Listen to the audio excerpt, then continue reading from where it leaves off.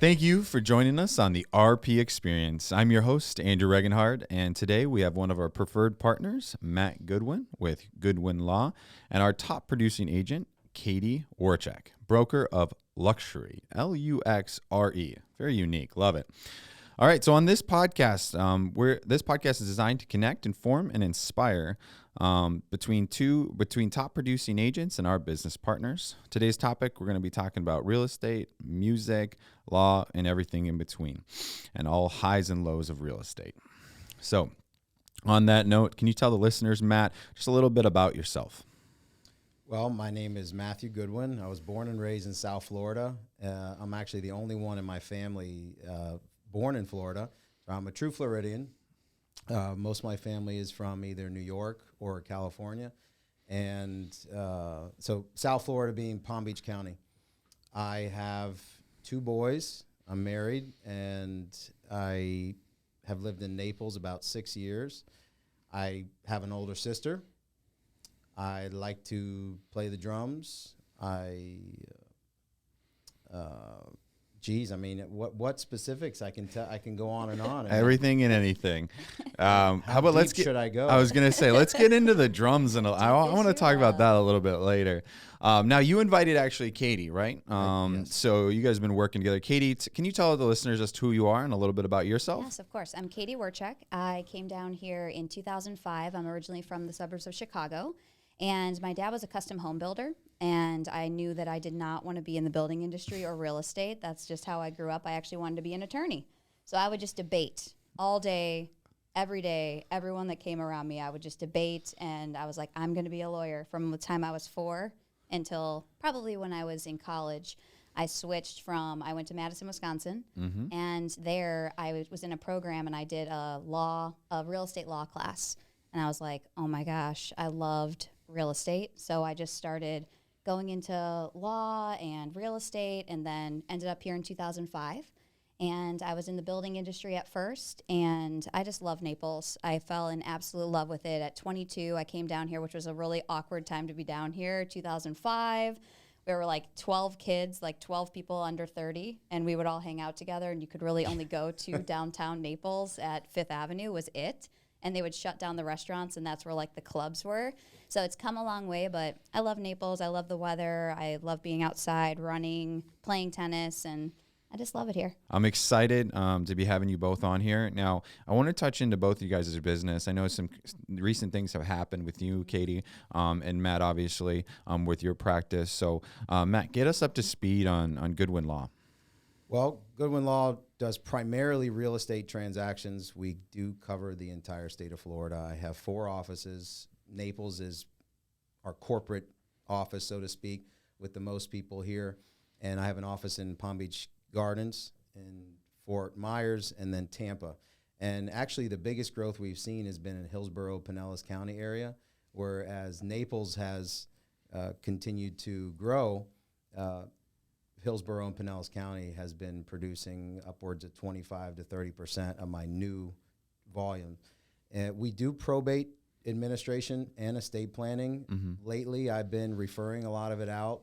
I consider it overflow. Most attorneys that do this kind of work, they do have a small network of attorneys that do the same kind. So they're not doing their client base a disservice, and they find someone that has a similar philosophy to them. So I often refer those things out. I have existing estate planning clients that I still service. Probate administration is something you don't have to be present for. We have cases in Monroe County, in Lee County, Collier County, Palm Beach County, a couple other random counties, and it's great. But because real estate has gotten so busy, that's where most of my time and effort has been focused lately.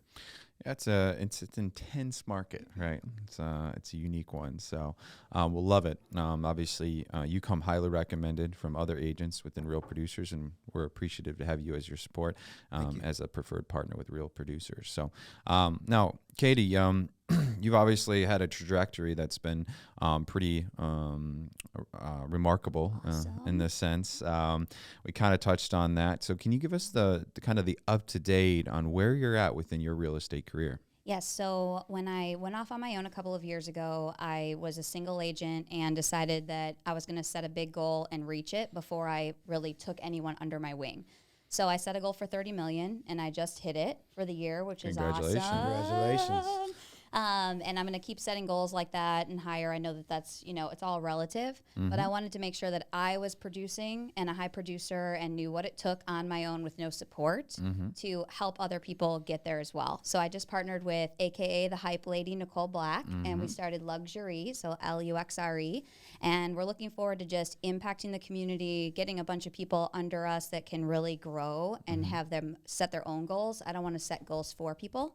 And Matt has been my in the pocket weapon since I started. So at first I wasn't bringing him a lot of deals and I was like, man, I'm really calling you a lot and texting you a lot and asking you a lot of questions. And he never treated me like, oh, well, she's not bringing in enough to really respect me and to answer my questions. And it's changed my life. And I've known that more from working with other realtors where they've got these really serious questions. I mean, you have the boring part, by the way. That wasn't boring than what you talked about, but kind of.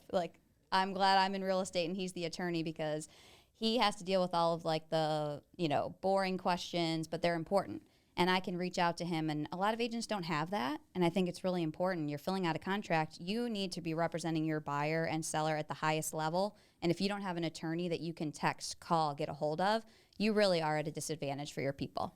Yeah, for sure. Now, were you always this passionate about real estate? I mean, you mentioned being in college and doing the real estate class. Yeah. Is that when you got right into real estate at that point, or was there a transition period? It was right then. I mean, my first real estate law class, I switched my major to real estate and urban land economics. And I just went full-time real estate. Most of the people in my program ended up in banking. It was all numbers. So I'm more of the contract person, even though my personality style might not seem like that. So I started looking into jobs of what you could get with my degree. And I interviewed down here with Toll Brothers. And I got an assistant project manager position, which wasn't being offered to anyone that didn't have their graduate degree at the time. And I was like, I am getting this job. And so I came down here as an assistant project manager. And within 6 months, they promoted me to project manager, and I ran Aviano at Naples. I built all of the coach homes there. And then they moved me to Bel Lago and Estero, and I built the single-family homes there. Awesome. I love it. So tell us a little bit about your new office space. Yeah. You obviously just moved. So what's the up-to-date there, and where'd you move? So we are on Anchor Road Drive, so 804 Anchor Road Drive, and we are making it just really sleek and fun and, live wall and neon pink. I mean, it's definitely like a place to create and to have people get together and really be passionate about what they love and what they do, which there's so many agents here that are passionate about real estate. So we're just looking to bring on just some high level, high energy people to our team. And we're excited about the opening of that office because it's going to give that space. So we were looking into different spaces, but we're really pumped. So we're going to launch that. 11/11 is kind of an important number for me and my partner, Nicole. And so we're launching that officially on 11/11, which is when I got married. I didn't even mention I have a husband and a 5-pound Maltese that are that's brings all the energy into Matt's office. Whenever I have a closing, I always let Bumper run in first. So Bumper. My 5 pounds. He's welcome anytime if you just want to. He likes to bump in. Yeah. good. Gracie's Give him like, treats. drop Bumper off. I'm like, I'm not leaving my dog here. You'll probably never get back. She won't Yeah. stop asking though. Yeah. We'll continue to ask. He's amazing. So what's just the design process that we speak of and hear about with your team? Oh man. So because I am actually a contractor, so I'm a residential contractor as well. It changes everything in terms of our market is a lot of places that need love, right? Need some tender love and care. A lot of places you walk into, they're priced at a certain level, but someone's like, oh, I just hate the floors. I hate the paint. I wish the countertops were different, or this master bathroom isn't exact, or the closets. So we can actually put together a complete plan and pricing before we actually submit an offer, which is power in terms of letting your buyer know what they're going to be able to end up at the last price. And we stage ourselves. So when you hire us for a listing, we go in and we paint, we stage, we redecorate, we redesign. Sometimes we end up changing out all the lighting, and sometimes we update the bathrooms, things like that, which we do in partnership with the seller. But the design process is, if you walk into a place, you can still sell. The thing about the market right now is people are just popping a listing sign up, and then you're walking into places that are, there's some of them aren't clean and they aren't designed, and the pictures even these days, it's like everyone thinks they can just post a picture and it'll sell. It might be true, but we take a lot of pride in what we do. I don't take a listing that I wouldn't buy myself, and I never put pictures up that I wouldn't be representing my own home. So that's kind of what we're building through luxury, is that it is at a high level and that we're making sure that it looks and feels like a dream. Like when people walk in, they're like, do I get to live here? Is this where I get to live? And that's what the feeling we want people to have when they walk in our listings. That's amazing. You obviously are passionate about it. You have some unique things, and it sounds like you have some goals mentally. What kind of business goals have you set for yourself in the next year or 3 years within yourself and your team and your brokerage? That's a good question, because when we and Nicole were sitting down, we were putting together like this many agents and this much production, but we've kind of geared that back, and we're just going to focus 100% on anyone we attract, rising them to the highest level that they can possibly be at. So what that's going to turn into for us, we don't know yet, and we're not really going to focus on it, because I'll tell you, as a single agent that's worked by myself for the last couple of years, growing to 30 plus million, there's something very cool but very empty about it when you're not impacting other people, leading other people. And I mean, I like to walk into Matt's office just because I'm like, there's leadership here. The people are a team. Like, you have this whole feeling. So I think our goal is a little bit more wrapped around the team feeling, like letting people know, like, you don't have to do this on your own. You've got people who have done it, who can negotiate with you, who can be there for your staging. So really just creating an atmosphere that's like so attractive to people that they have to be part of it. So that's our main goal right now. Oh, I love it. Matt, we got to put you on the spotlight for a little bit. Let's talk about you. So let's change gears for 2 seconds.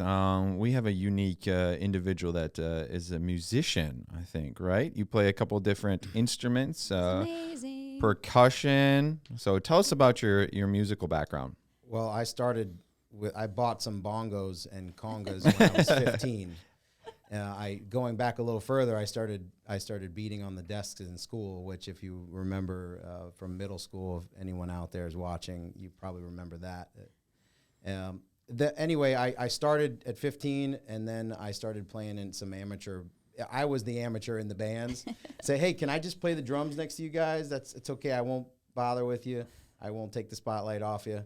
Until I did, and then I would go with reggae, soca type music, some calypso type music. I even did some roots rock reggae, and after a while, the roots rock reggae is really slower, and it's harder to get going. So every time they'd have that soca beat added, it was really fun. And then I played in some nightclubs. I played in some jazz bars in Michigan when I was in school there, and it's really a passion that I have. I feel a beat or hear a beat in my head, and I just want to play it on the drums.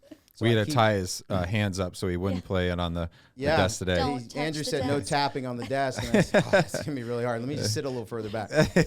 But I don't really have a nervous fidget or anything, or a twitch, if you call it. I just have a passion for playing. I will literally walk up to any band that's playing in a restaurant, bar, lounge, if they have at least one drum, and I will ask to play it. And they usually say yes, and it's just so much fun. I played at Fernandez the Bull on a Friday night. Just go up there. Those guys know me now. I've played at, a few places you guys wouldn't know on the East Coast. Who is your biggest musical influence? That's I really don't. Okay, well, you could say Tito Puente. He's like, okay. Tito Puente, but he's a Latin percussion. He's the man of the timbale, and I never really learned to play the timbale really good. I do have some timbales, but it's what's a timbale? And then Carlton Buford with Dave Matthews Band.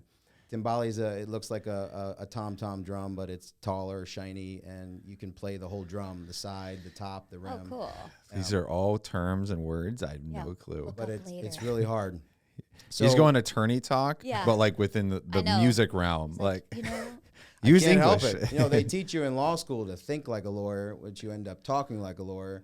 And you have no friends. And then you take a class to learn to write in plain English, so you don't have to be Here, there too. too much of a lawyer. Love it. All right. So speaking of law, 1 second. Do you Yeah. remember the bongos that we got for one of my first closings? It was this awesome Cuban guy, Chris and George Odio, and Matt. I didn't know anything about the bongo history of Matt, and all of a sudden, I had given them bongos at the closing table. And so Matt came out and he's like playing the bongos. I'm like, what is this? It's like an attorney. I do remember that. That was a long time ago. Yeah, it was like 6 years ago. Yeah. that just adds to the relationship that you two have. I love it. Bongos. What's your 10-year goal with Goodwin Law? What are you trying to do? Obviously, you've been on both coasts. You're growing. Have a great name. So what's next? What's your vision? Well, I'd like to have at least 2 attorneys working for me in the next probably 1 year, maybe 2. 10 years, I'd like to have a full functioning office as opposed to a satellite in Tampa or St. Pete.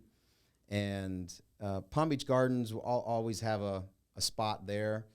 I don't know if I'm going to try to grow it too much because I can't be in too many places at once. And I don't want to get so big that I lose sight of delivering that quality service. I actually want to hire the attorneys so I can spend more time honing the efficiency of our processes, stay up to date with technology, stay ahead of the curve, and potentially offer some additional services. I don't want to be a jack of all trades ever. I don't even want to have a firm that has too many different practice areas. That just brings, in my opinion, additional problems and challenges, and we all have enough when we have a narrow focus. So I want to continue to be focused on real estate and build those areas of the state a little bit more. Okay. Please keep focusing on real estate, please. Yes. Katie, what sets Matt apart during a transaction? If Matt is in Spain, he will answer my message. That is, I'm like getting chills because it's so important to not have to go find someone new that you don't trust to answer a really important question for your client. So he's just it just sets him apart. Also, he takes pride in what he does as well. His office is beautiful. His staff is amazing. Like just what they offer when you come in, even just to the little details of the drinks and just certain things. He's always at like an excellent level. So it's somewhere you can feel proud to bring your people. Oh, I love that. Thank you. What about what does Katie bring to the table? There's a lot of realtors. Obviously, you value the relationship that you've had with her for a long time. So what sets her apart? Well, Katie, aside from her enthusiasm, which does make a big impact, I'm sure everyone has met a realtor that's not really engaging to talk to. 6,000 plus in the area, but 7. Katie, I think 8. I think Let's 8 keep now. going. I think Depends. we've been saying 7 for the last 7 years. Yeah. If you move to Naples, by the way, you have to get your real estate license. It's a prerequisite to Driver's license and real estate license, 2 requirements. Katie's definitely her design background and her construction and renovation experience sets her apart big time. She had already talked about how she can price out something, but she's actually swung the sledgehammer herself. I can maybe even tell you whether that's a load-bearing wall right there by knocking on it. Yeah. So not everybody's create a going to hole. have that, not only that ability, but the comfort level and the confidence that it gives you by having that experience and that knowledge that truly will provide additional value to and a better experience overall to your client. Thank you. She's very persistent, and Is even that when nice, it comes to, is that a nice way I think to it's a say good way to say okay, something. nice Yeah, way yeah. to say what Yeah. I am. Okay. Yeah. well, I told Katie she's one of the best salespeople I know, but to be a good salesperson, because let's face it, we're all in sales, right? You have to be engaging, you have to be enthusiastic, but you have to be persistent. When someone says no, that's when the sale It's starts. actually a yes. Well, Yeah. Man, I want to ask you. There's a lot of individuals out there. I'm going to talk to you, Katie, about the same thing. But a lot of individuals that look up to what you've created within your law firm. What are some tips to an individual that maybe was in college or is in college or just got their degree and looking to kind of get into that realm? Don't take no for an answer. ever. Have in real estate. goals and dreams and follow them. I didn't go to college until I was 27. I didn't finish law school till I was 33. I was the second oldest in my law school class. And the trajectory for me was very different. Start sooner. That's the other advice I'd give you. I was in sales type positions when I was 20, 21, 22, and my philosophy was I don't need a 4-year degree. I did have a 2-year degree, but it was more of a vocational type study. And I guess to add a little bit more, I studied web design and development and learned how to do graphic design, Flash, multimedia stuff, and still have those skills. But I built and designed my own website, the one at flestatelaw.com. I designed that myself, and then recently gave a company the baton where they converted it all so now they can make updates. But that was some of the things that I did early on.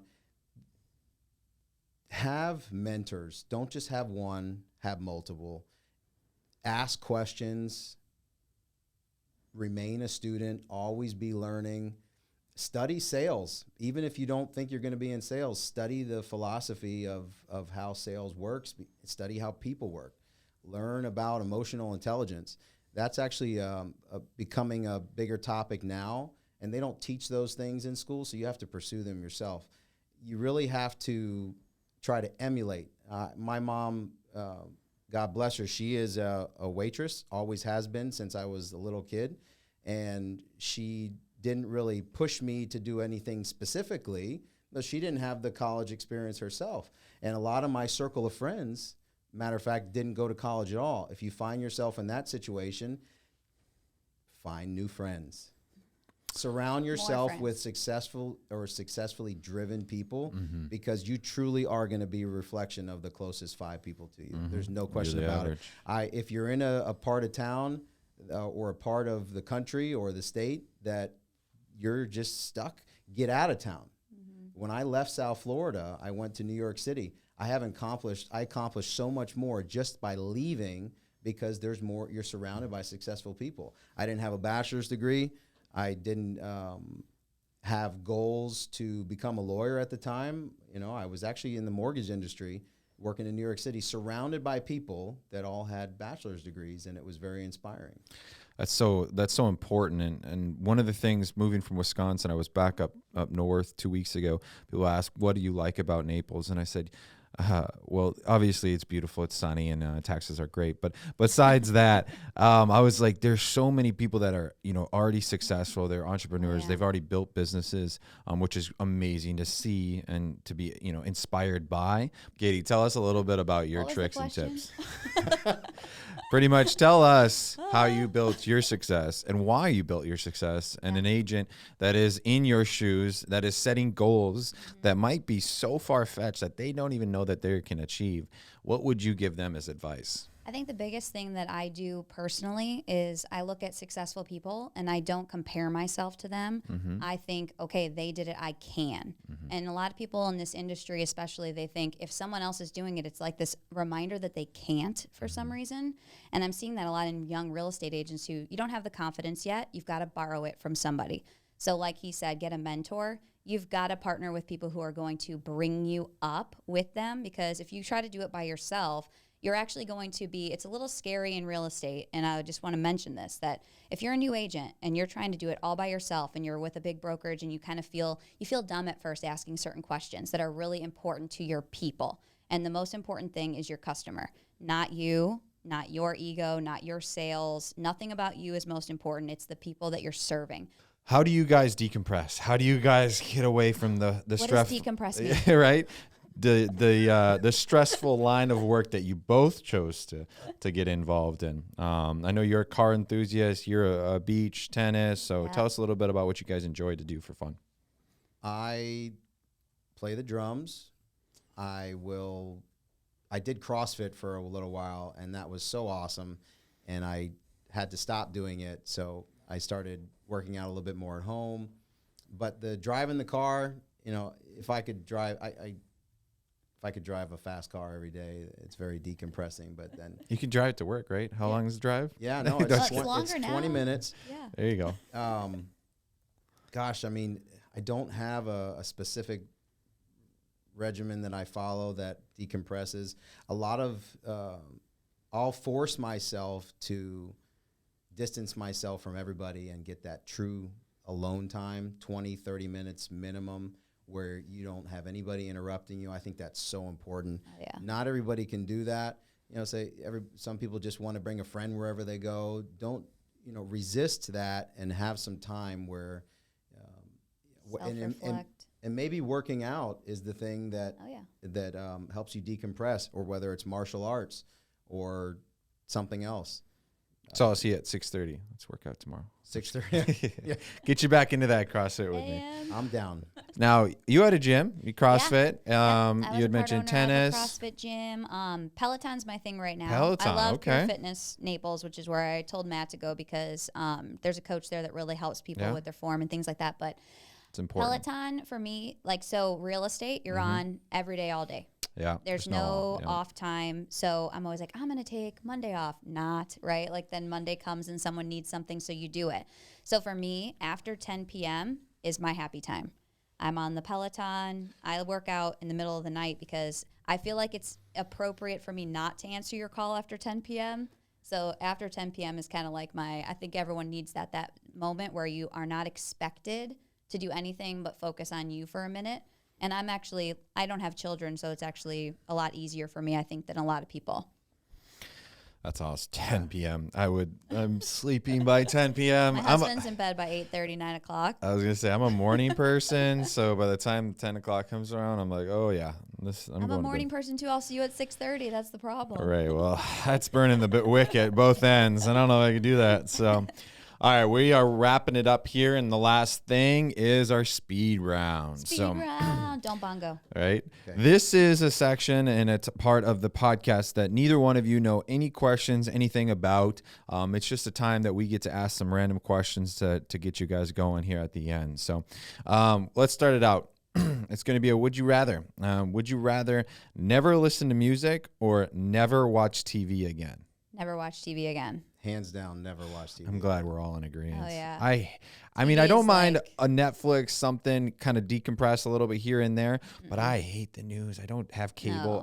No. Oh, no, definitely not. I actually wake up to That was blasting too the easy. music around the house, and Oh, yeah. everybody Music's- complains. I use Sonos and it has an alarm Same. built Oh, yeah. built in, and you can click a alarm. I haven't playlist or tried whatever. that yet. I Yeah. used to karaoke on Friday nights at the All American Sports Bar. I'll tell you. Be careful with the Sonos though; it will blast your whole house. Oh, yeah. Oh, I like know, that. that's awesome. Nobody else does. I'm in. All right. Would you rather get everywhere by boat or by car? Boat. Well, you got to be car. Car I would do boat. Yeah. I I love grew being up on the boating. water. takes longer to park. Would you rather only be able to make phone calls or never be able to text again? Only be able to make phone calls, Isn't it kind of the same? Or never be able to text again. I or was wait, like, or only be These able are to text. almost Sorry. the same. Yeah. Okay, ri- so only phone calls or only texting? Yeah, sorry. Yeah, I said that wrong. Texting. Double negative there. Sorry, I'd rather text. Well, that's a tough one for me because I think the phone call is very effective and The more effective, perception. but it takes more time so man, I'd have to say phone calls because if I couldn't text, I'd still be okay. I think phone call for me too. I think I get more done on that quick phone call. Like Yeah. yes, text is easy, and I do it and the text I talk can't to text. stand texting sometimes where I'm like, I just pick up the phone. So I Yep. guess there's my answer right there. There you go. All right, this gonna one's kind of text. interesting because I know both neither apply to you right now. Okay. Would you ever never be Kids? able to drink coffee or never drink wine again? Oh. Wine for me. Never drink wine. But you don't drink coffee. Well, I don't like either. I don't want either. Oh. Matcha tea. How about that? Never drink wine for me Matcha too. tea. Yeah, versus if I had to choose. Oh, yeah, I need coffee. He's like, I need the coffee bad. All right. So, what about last one? Would you rather lose the ability to read or lose the ability to write? Oh, read. Can you repeat the question? Coming to the attorney, he's like, I don't Just not a understand. spira- Would you Too many double negatives. would you rather lose the ability to read or lose the ability to write? I would rather lose the ability to write because I could always tell someone to write for me. That's true. I love writing. Writing is a You huge can't read. You outlet have for to me. rely too much on other people. I think I would do never write again. I think because I have to otherwise I wouldn't understand anything. Everyone would have to talk to me about things. Never be able to read something. I'd be so reliant on